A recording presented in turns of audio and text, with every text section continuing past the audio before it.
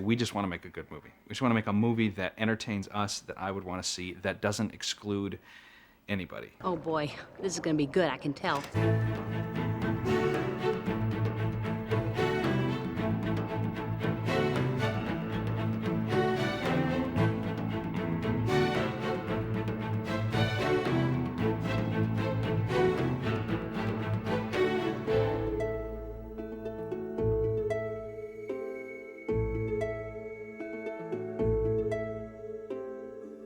Final.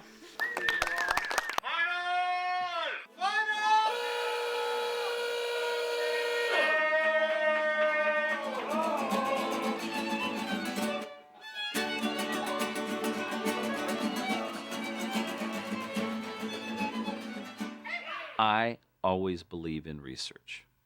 No matter what the subject matter is, you cannot do enough research because so much believability will come out of what's really there.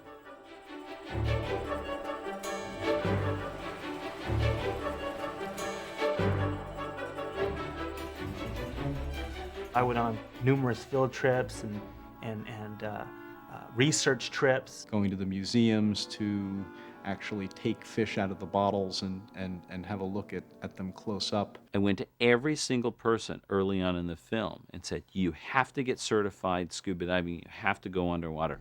We cannot make a movie about the underwater world without you experiencing it firsthand. The design of the coral reef has been really interesting because we had all taken scuba lessons and gone and looked at the coral reef.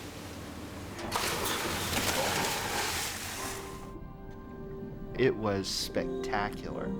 Just experiencing the reality of a world like that has an enormous psychological impact and an impact inevitably on the work you begin to create.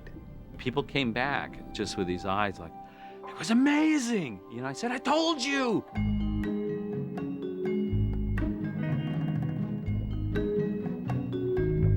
Well, one of the first things I did was I got together with the R&D group and we looked at images of things underwater and we thought, what is it that makes you believe that it's underwater? We put together our simplest version of an underwater set, almost like My First Ocean, and tried to make that look like it was underwater. Our first test appeared to be either a chlorinated swimming pool or a very foggy day on a heath somewhere in Scotland.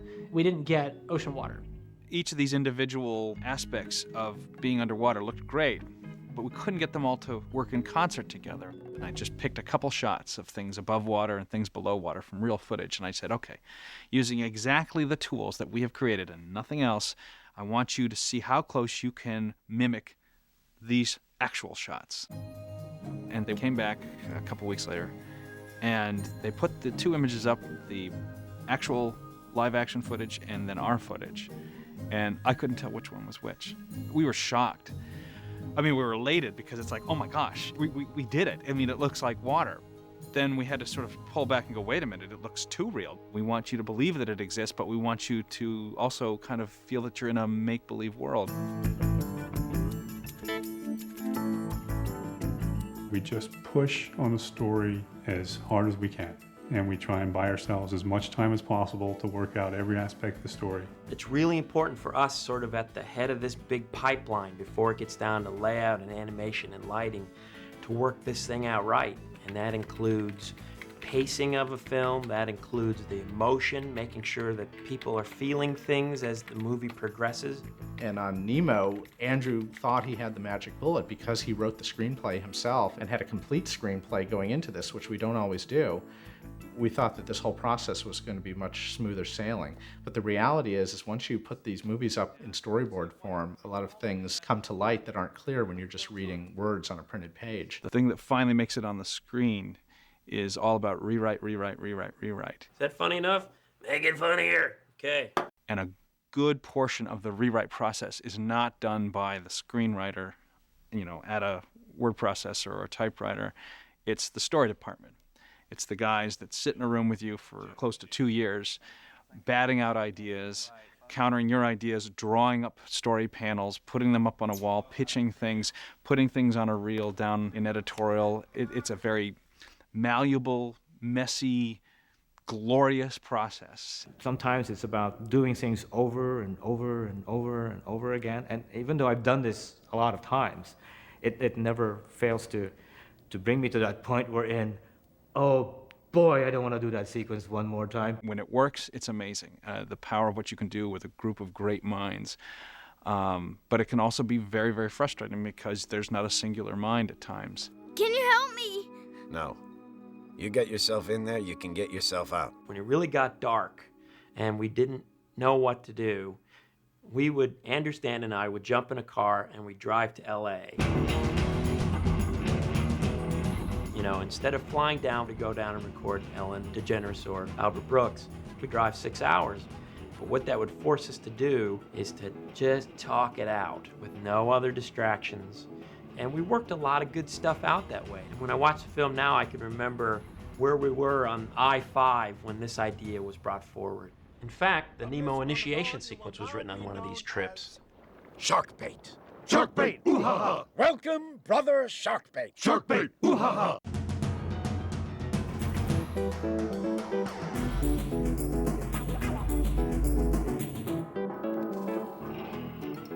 We cut the boards together with dialogue, temp music, temp sound effects. It's very important that the experience of viewing the story reels for the audience is going to approximate the experience of viewing the finished film. Just one point! Good eye!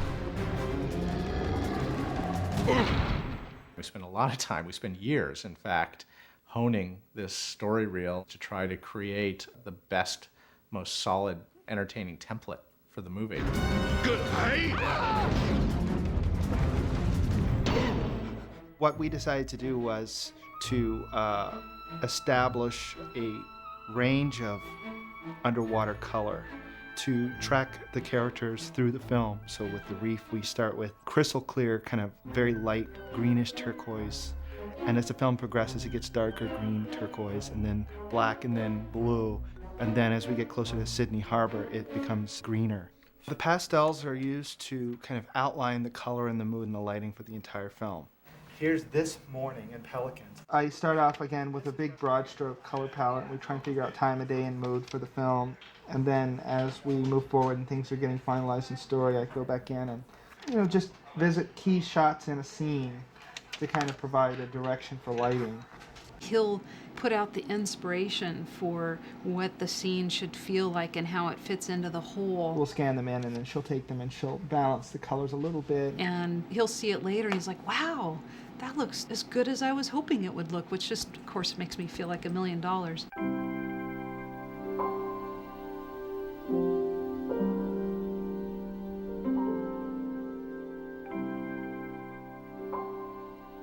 It was by trying to make a shot appear to be like you see when you scuba dive and you're underwater that we came up with a whole bunch of elements that were critical to making a shot feel like it was underwater, which include how it surges and swells back and forth, the particulate matter in the water itself, murk being the fall off of color that water filters differently than air, the caustic lights, which is the light play from the surface that you see in the bottom of a swimming pool, the beams those things go through because water is so much denser than air, you can see the light shafts themselves.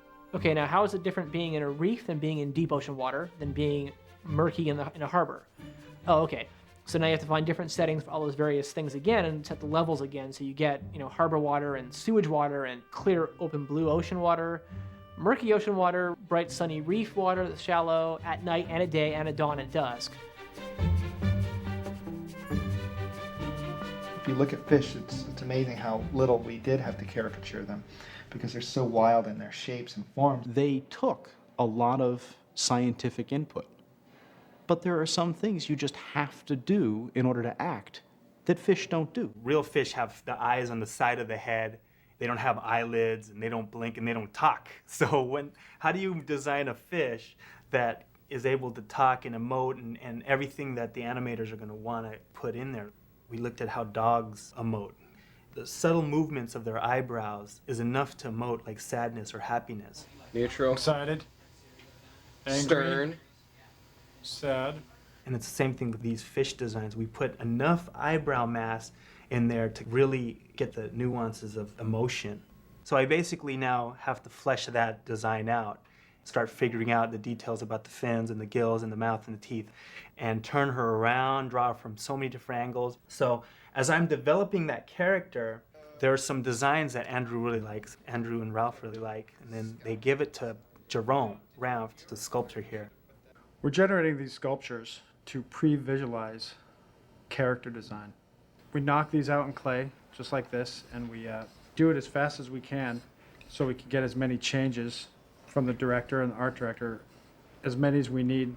That's really when the magic happens. Starting to see that 2D drawing come alive in 3D, and it's like I get all this amazing information from it. I start seeing it in a new way. I start turning it around. I look at it from the top and the bottom, because you never know if that's the way they're going to be seen in the movie. Once the sculpt's done and we get approvals, then it goes on to the modelers, and then they actually start building them in the computer using our clay sculpts as reference. Then we would have animators come in and help us figure that stuff out too. So the process is incredible. It's so collaborative. Sharkbait, you did it! Yes, Sharkbait, you're covered with germs! The shader and texture art director is responsible for taking those models, both sets and characters, and giving them life in terms of the scales or textures on the surface of these characters. Tropical fish die a lot, unfortunately, and so they always have a good supply at fish stores of dead fish. So then we'd take them and we'd slap it on the scanner and we'd hold it up to the light and see what it looked like, and start identifying what the important characteristics are of that fish. What color they are, what kind of texture they are, how they respond to light when lit. So like whether they're shiny or smooth, whether they're velvety or translucent.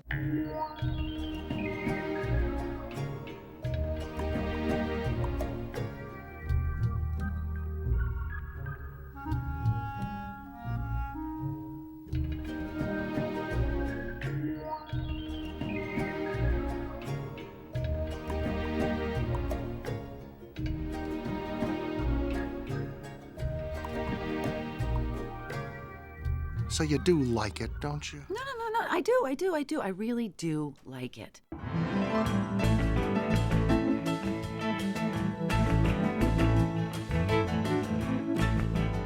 We had, I think, this bag of tricks as animators for bipedal characters. We'd all carried around with us, even ever since Toy Story 1.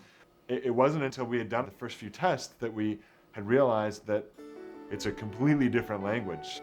I think for most animators, it takes a good month or two of like pretty intense stuff to really get into understanding what makes a fish feel like a fish and adapting their old bag of tricks to the new bag of tricks.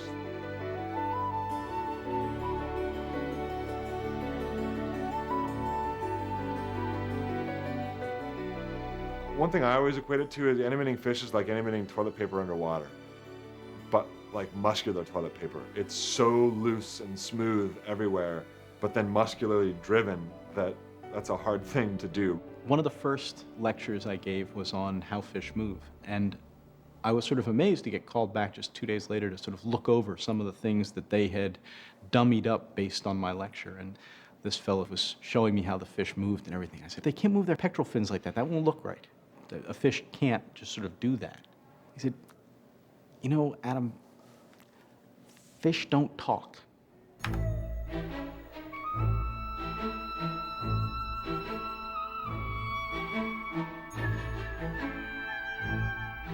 It takes a tremendous amount of effort to create something that looks effortless. You're pushing the envelope, you're stressing your production plan out as much as you can to bang on the story and, you know, get the lines just right and get it edited just right. Crunch time is like almost like literal, you know? It's like you have so much that comes right at the end because you've taken so much time to plus the story. I think when things get really tough around here and when you start to feel the stress build up, that tends to be when we kind of explode as a group and people just go crazy. You know, we tend to kind of just blow off steam or whatever.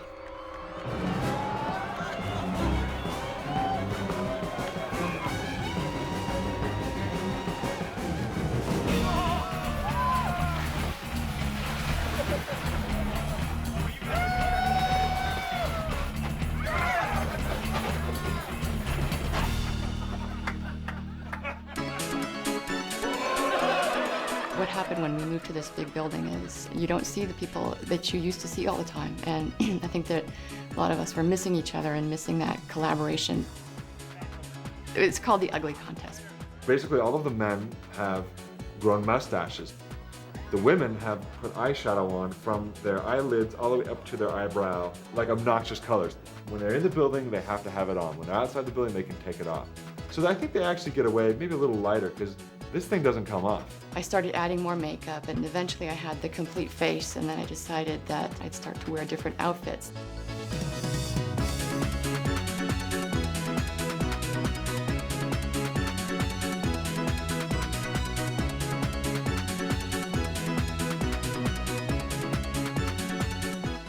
As the contest went on, people were going out and checking each other out more often, and we did get around to each other's offices and chat and look at each other's work and get feedback and just had fun. Your hair grows so fast. I know. I know. Like I sharing push my makeup. belly button and pull.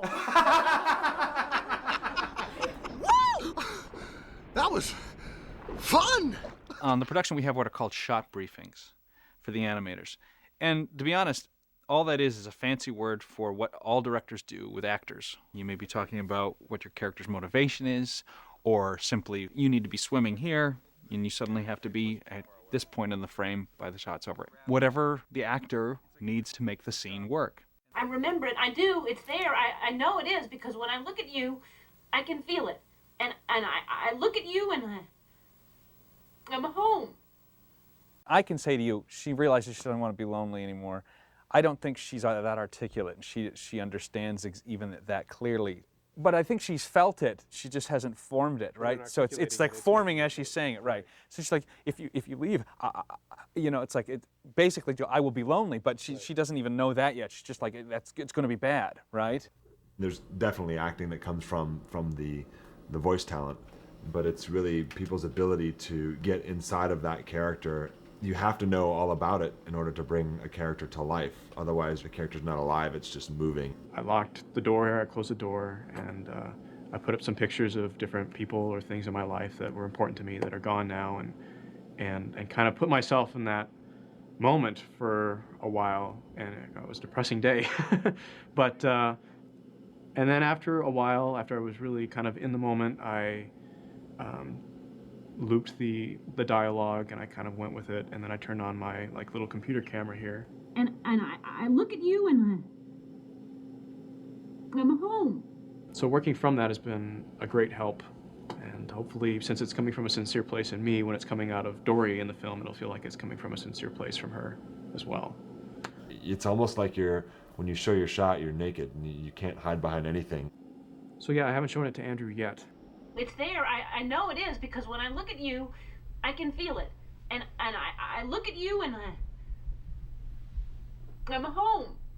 She comes across more collected than I think we want her to come across as. My initial response is that you have to have a little more jerky left and right on top of your stuff at the beginning. Some hint, some tell that it's all falling through her fingers right there as she's talking. There's a lot of this back and forth that happens and this super fine tuning so that you get a really appealing character, and they always feel organic and they never feel computery. It feels like he's locked in space, hanging from a hook right here. Did you try stretching his neck? Just like a half-beat pause. Oh, you know, like that. He just swam. Oh, scoot, you know? You know? Just like, yeah. If we've done our job, you never sense the technology that's behind it. You just get the art out of it, and you get the entertainment out of it. I remember it. I do. It's there. I know it is because when I look at you, I can feel it. And I look at you and I'm home. Final! Yeah.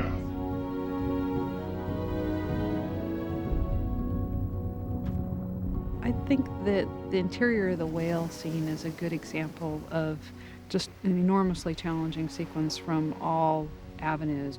We're inside a whale mouth, most of the time underwater, and the whole whale is underwater, and it's at night. So where does the light come from? You have to invent something that looks believable, shows the action, makes the characters look appealing. It makes it really hard on lighting to have two main characters, one that's blue and one that's orange, in a blue environment, because you want the orange one not to go black because, you know, you're hitting it with blue light.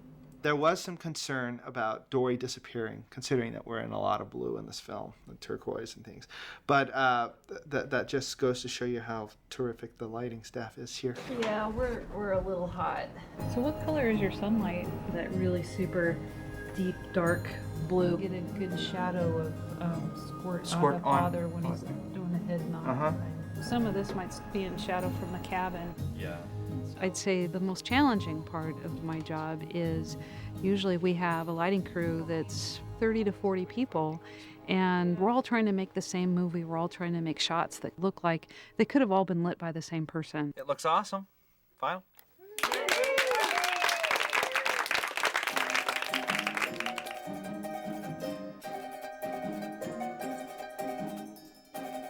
Graham said, we got to film about water. And, oh, what kind of water? Is there splashing water? Is there pouring water? Are we underwater? Are we above water? Oh, actually, we're all those things. Oh. Here you just need the sim of the water being affected by this boat rock. This is the big kickback splash. Yeah. The producer half of my brain looks at a schedule and goes, I cannot splash water in 800 shots. I cannot afford to do this. Okay, the director half of my brain says, we're going to splash water in 1,200 shots. Every shot needs a splash because we're in water. Okay, both are not really true, so where's the middle ground? If you do it right, you get a couple shots you spend a lot of money on that look just, they're so cool. You just melt. They're amazing. And the water does everything. It's completely real. We totally controlled it. And you feel like a rock star. There are a couple shots you do about half that in, and a couple shots you don't do very much in at all. And if you pick just the right ones to spend your money there, as an audience member, you watch it and you believe the whole thing.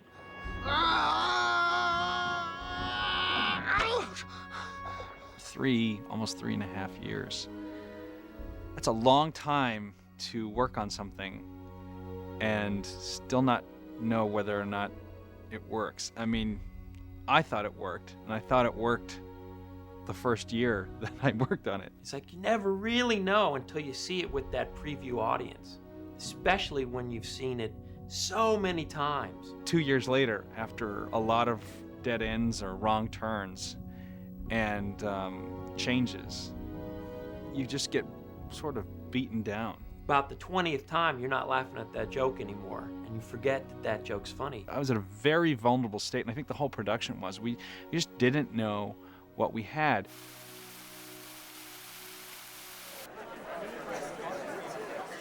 So when those lights went down, my stomach was just churning, and I was practically hiding my face because I didn't know.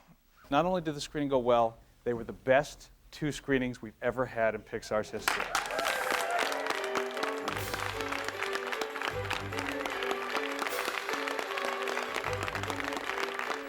It was amazing. I found myself realizing that I had pretty much followed Father's journey and gotten to the point where I was just seeing everything half empty. And that was my moment of seeing things half full, for this picture. The time we'd taken to get the story right really paid off. It was really resonating with the audience, and of course, there was also the shot in the arm. We needed to come back home and go, all right, let's crank this thing out, let's go.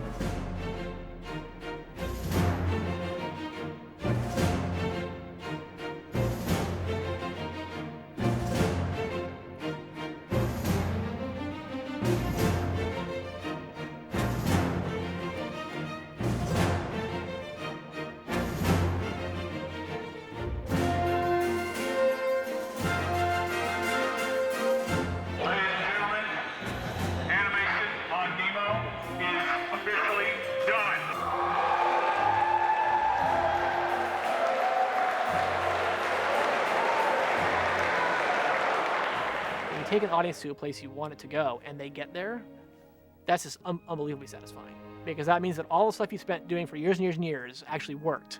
It's been a long, tough road, but we've all been there before, and we know that it's worth it. It's worth all the hard work. I've always known, even in the darkest days of the making of this movie was going to be stunning. And it is. Once the dust settled, I feel like, wow, Now, this movie isn't exactly what it was when I planned it, but when I watch it, it's exactly what I wanted to feel like. Dad, you can let go now. Sorry. Now go have an adventure. Bye, Elmo. Nemo. Nemo. Bye, Nemo. See you after school, Dory. Bye, Dad. Bye, son.